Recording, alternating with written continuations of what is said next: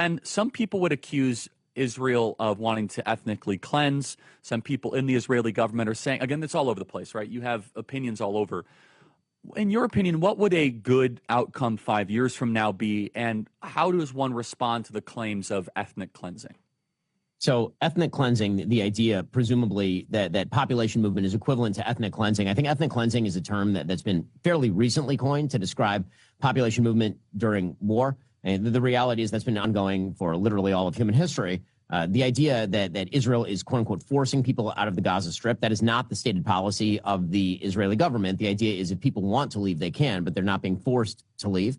Again, moving people out of heavily urbanized areas that are honeycombed with terrorist booby traps pretty much everywhere is not the same thing as, quote unquote, ethnic cleansing. And I think that ethnic cleansing is very often used as sort of a softer form of the genocide attack, the idea being that Israel is trying to kill everyone, which, of course, is not true. As far as your earlier question about what we believe from the media, one of the things that I find kind of astonishing in some of the folks on the right who are highly critical of Israel is actually the lack of the lack of skepticism when it comes to legacy media. Legacy media are radically anti-Israel overall. The New York Times can certainly not be accused of being a pro-Israel outlet. It'd be very difficult to make the accusation that the Associated Press, which has worked hand in glove with Hamas for years, or Reuters, that these are wildly pro-Israel outlets. And yet, when it comes to the reporting, it seems to be sort of the opposite. Ben, so the perception the legacy media is like owned by the Jews. And I was going to say, Ben, come on. You Jews own the media, Ben. So, I mean, come on. As you could tell by all the wonderful headlines you guys get.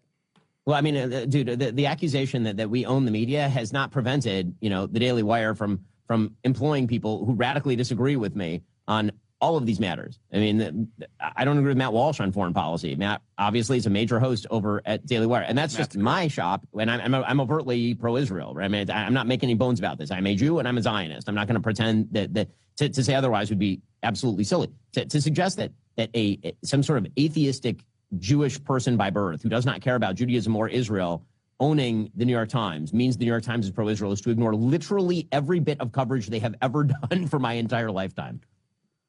We're running out of time here, but just last question on this, Ben. I know this might be a tougher question, but Bibi said, quote, I didn't like how he said this, I'll be honest. You can't be MAGA if you're anti-Israel.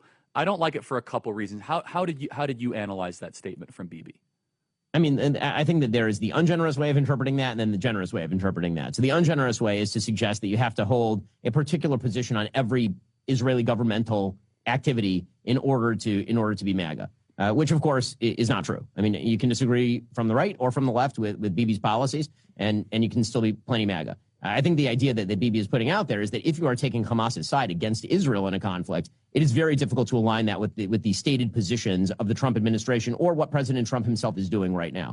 I certainly is true. You cannot look. I think you can have disagreements on Israel and still be MAGA. Obviously, you should be America first. But if you're pro-Hamas, you're something darker.